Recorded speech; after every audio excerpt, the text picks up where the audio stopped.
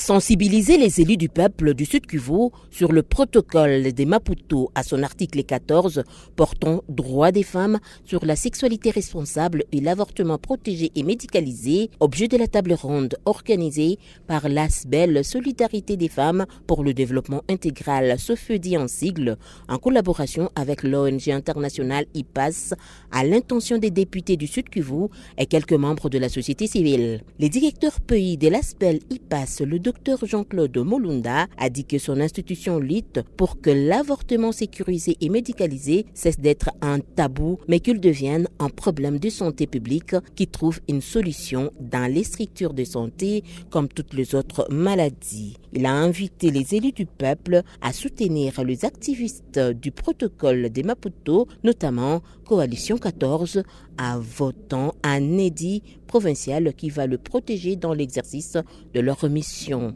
Le docteur Jean-Claude Molunda a informé les députés provinciaux présents à l'hôtel Elisabeth où s'est déroulée la table ronde que les protocoles ratifiés à l'étranger priment sur nos lois internes et ils modifient certaines dispositions. IPAS travaille avec les organisations locales ici, particulièrement la Coalition 14,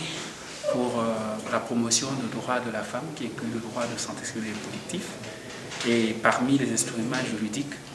que IPAS et ses partenaires au niveau local vulgarisent pour accroître l'accès des femmes au droit, mais aussi la protection de ce droit, c'est le protocole des Maputo.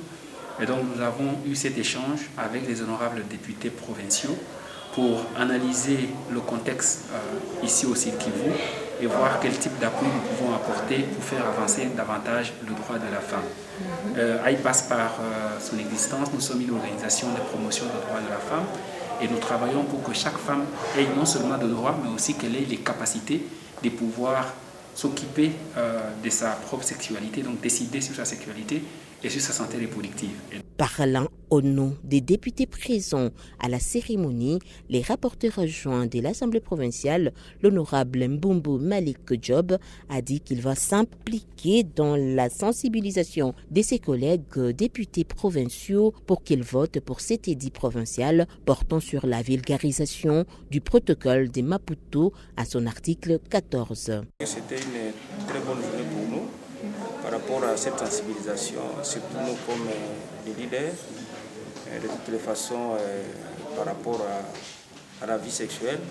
mais aussi au protocole de Maputo. Nous, comme parents,